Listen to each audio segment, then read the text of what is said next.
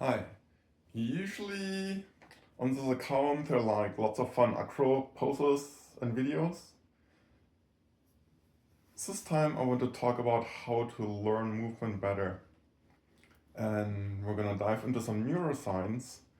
Um, there are over 200 studies that shows that this dramatically improves how well you learn movement. So it's well worth it to make your brain work a little bit to understand what's happening.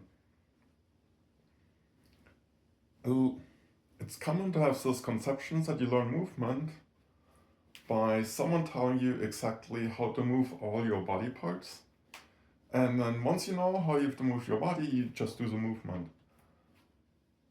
Obviously, it's not how things work, because if you read a textbook about ballet, you wouldn't really be much better at dancing ballet after. Kind of the opposite extreme where people go is often like, well, I shouldn't think about it, like it should just all be like automatic, like unconscious. And the reality is different. And the reality is told us from neuroscience research, and it's really surprising. I found it surprising, and I found it extremely useful. It's helped me teach people to do acro movement that they've spent multiple sessions on, and then they could get it in a couple minutes. Um, the core concept is internal versus external focus. A lot of people learn movement through internal focus. Like if for movement I have to extend my arm, I'm going to think about extending my arm. And maybe I have to like bend my arm, I'm going to think about bending my arm. This is called internal focus because I'm focused on like what the specific muscles and joints of my body do. In contrast, external focus is if, for example, I'm more looking at the result of what I'm doing. A classic example is I could take a ball, and to throw a ball, I could think about like how I'm bending my arm, how far I'm going back with my shoulder, and all these details. Or I could be focused on the goal and let the body do the movement. Now, the really fascinating thing that happens neurologically here is that you're activating different brain centers. In your brain, at the front, you have the prefrontal cortex. The prefrontal cortex is pretty much where your conscious thought is.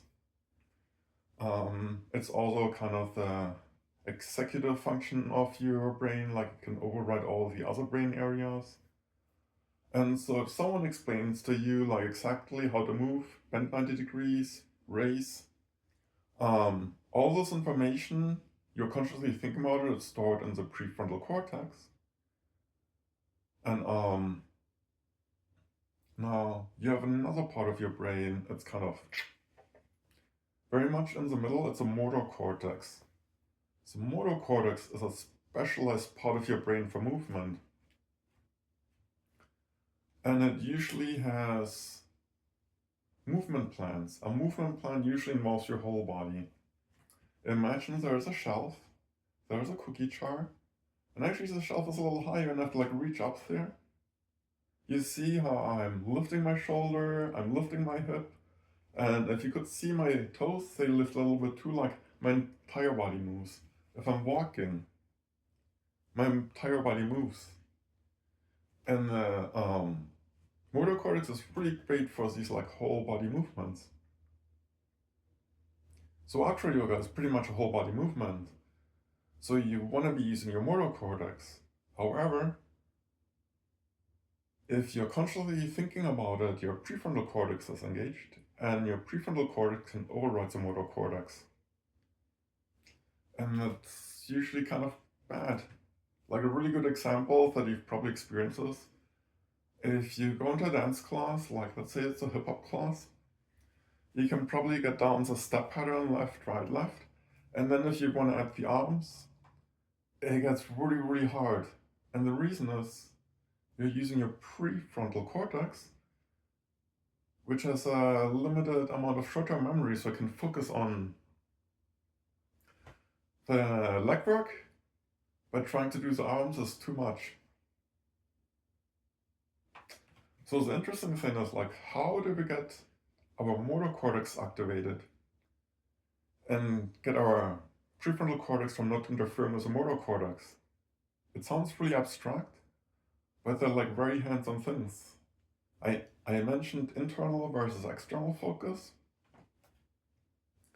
When you're internally focused, when you're thinking about, well, I should crunch here, or I should raise my shoulder, you're using your prefrontal cortex to override what your motor cortex wants to do.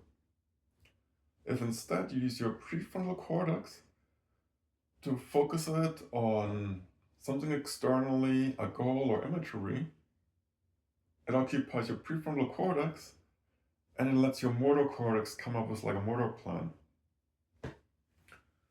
So an example is, I had someone struggling to get into Side Star. It's a little tight in here. And you probably know Side Star. A lot of times it hurts in the hip.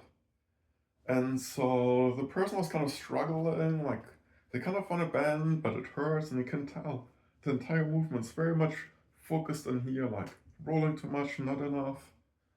And like it's hurting, I'm backing off.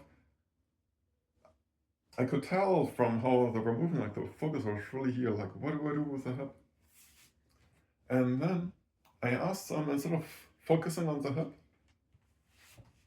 just focus on pointing your foot all the way out to the street. And she did, she focused, and she got into Side Star. There's a lot more to say about internal versus external focus. In general, the farther away the focus is, the more effective your motor cortex is at doing the movement.